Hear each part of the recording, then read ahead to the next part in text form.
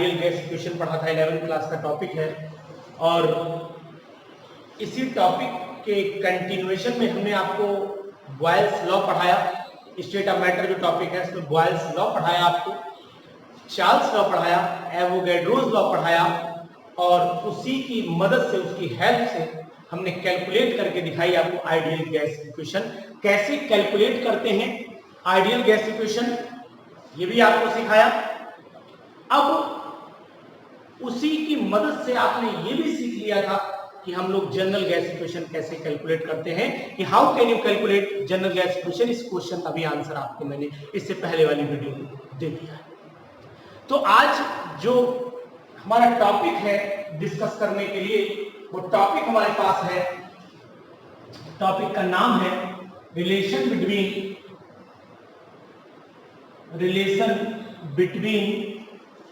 Density and molar mass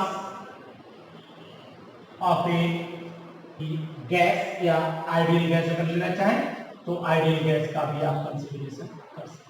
तो हम लोग आइडियल गैस को ही कंसीडर करेंगे, और आइडियल गैस ही हमने पढ़ी है, तो उसी की मदद से हम लोग, आप जानते हैं कि ideal gas equation PV is equal to होती है nRT।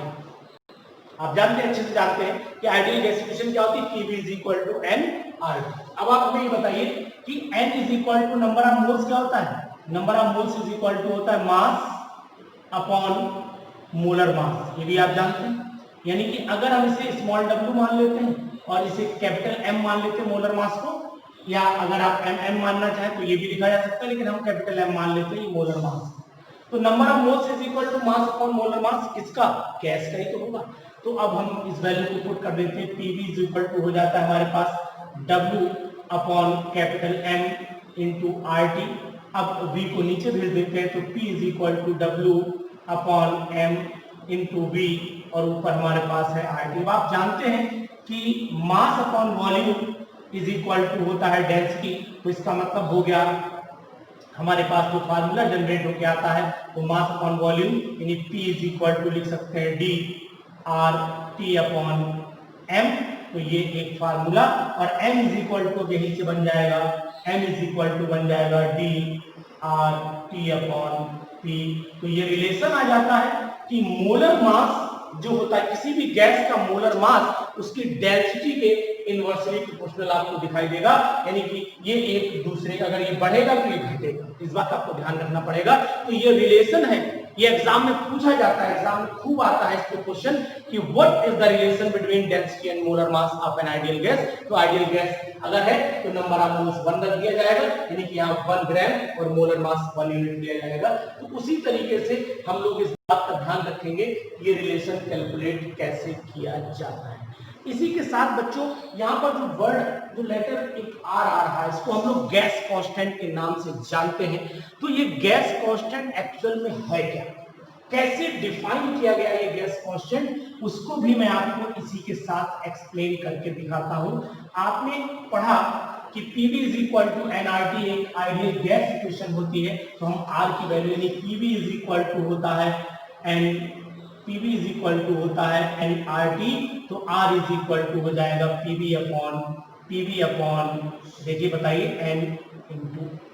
बहुत सिंपल, यानी कि अगर हमें R निकालना है तो हमें पता होना चाहिए P क्या है, यहाँ पर बेटा प्रेशर है, P प्रेशर है, V क्या है जानते हैं आप, वॉल्यूम है, और N क्या है, नंबर ऑफ मोल्स है, और T क्या है, टेम्परेचर है। ये सब लोग जानते हैं इस बात को, एक टर्म है, बहुत छोटे टर्म है, आप जानते हैं इसे कि क्या है। तो अब प्रेशर इज इक्वल टू, आप जानते हैं प्रेशर इज इक्वल टू क्या होता है, फोर्स अपॉन एरिया।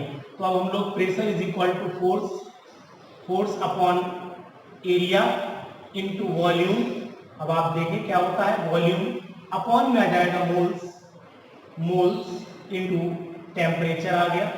अब ये बताएं कि वॉल्यूम हम लोग लीटर क्यूब में नापते हैं, और एरिया हम लेंथ स्क्वायर में नापते हैं, यानी कि दोनों लेंथ ही है ना। तो अब इसका मतलब ये हुआ कि अगर हम वैल्यू पुट करें तो यहाँ हो जाएगा फोर्स, यहाँ लेंथ का हो गया आपका होल स्क्वायर और वॉल्यूम हो गया लेंथ का होल क्यूब अपॉन में आ जाएगा आपका मोल और इनटू टेम्परेचर हो गया। यहाँ से ये वैल्यू कट जाएगी तो बचेगा फोर्स इनटू लेंथ मोल इनटू टेम्परेचर। तो ये अब आपके सामने आ गया force into length upon mole हो गया, ये मोल इनटू टेम्परेचर और इसको मिला के हम लोग फोर्स इनटू लेंथ को वर्क डन बोलते हैं।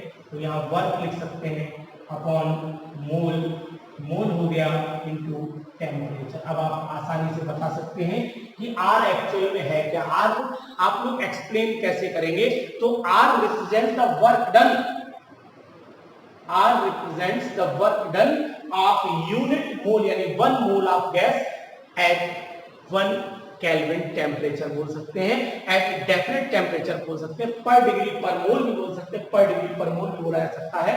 तो R क्या है, R is the work done on A gas पर डिग्री पर मोल, यानी पर डिग्री पर मोल। बहुत सिंपल सा है, यानी किसी भी गैस पे 1 मोल गैस पर 1 डिग्री टेम्परेचर बढ़ाने पर जो वर्क करना पड़े वही R गैस कांस्टेंट कहलाता है। तो मैंने आपको ये बात बताई कि हम लोग R को कैसे समझेंगे, तो बड़ा सिंपल वे में आपको एक्सप्लेन करने की मैंने कोशिश की कि आप कैसे इसको निकाल लेंगे।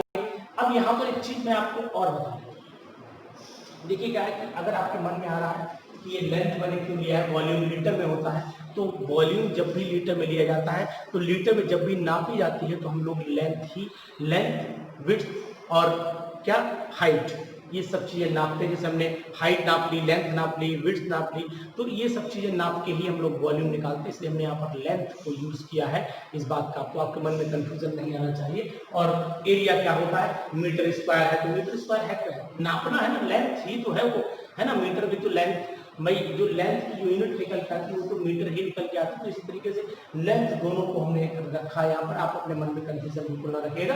और अब R की वैल्यू के बारे में थोड़ी सी आपको जानकारी दे देता हूँ। R कब क्या होता है, यूनिट क्या होती है R की, यानी R वैल्यू क्या रहती है। अब आपके सामने मैं R की वैल्यू रख रहा हूँ, R is equal to 8.314 pascal metre cube पर केल्विन पर मोल। अभी सब बात मैं आपको बताऊंगा। R की वैल्यू 8.314 जूल पर केल्विन पर मोल। R की वैल्यू रखी जा सकती है 0.0821 लीटर एटमॉस्फेयर पर केल्विन पर मोल, और R की वैल्यू रखी जा सकती है 0.0831 लीटर की जगह पे आप डीएम क्यूब लगा दीजिएगा और एटमॉस्फेयर की जगह पे बार लगा दीजिएगा पर केल्विन पर। तो मैंने आपको इतनी वैल्यूज यहाँ पर नोट कर दी हैं, तो इन वैल्यूज से आपको क्या पता लग जाएगा, देखिएगा। अगर प्रेशर पास्कल में, वॉल्यूम मीटर क्यूब में हो, तब आप R की वैल्यू दिया। अगर इन दोनों वैल्यू सेम है और करके लगा सकते हैं। अगर एनर्जी का कभी भी कंसेप्ट आए, कहीं पर भी एनर्जी कंसेप्ट हो और R की वैल्यू पुट करना पड़े, तो बेटा पहली वाली 2 वैल्यू में से कोई वैल्यू पुट कर दीजिएगा, क्योंकि यहाँ यूनिट एनर्जी को कंसीडरेशन दिया गया है, जूल निकाला गया। लेकिन इस चैप्टर में, जो चैप्टर आप पढ़ रहे हैं, कौन सा चैप्टर है, state of matter. State of matter में क्या पढ़ा आपने, ideal gas equation, Boyle's law, Charles law, ये सब पढ़े। Between density and molar mass of an ideal gas, किसी भी आइडियल गैस के मोलर मास और डेंसिटी में क्या रिलेशन है, ये मैंने आपको दिखाया और कैलकुलेशन करके दिखाई, आपको R की वैल्यू को भी एक्सप्लेन करके दिखाया। तो दोनों की प्रैक्टिस करते रहिए और वीडियो को शेयर और सब्सक्राइब जरूर करते रहिए। Thank you.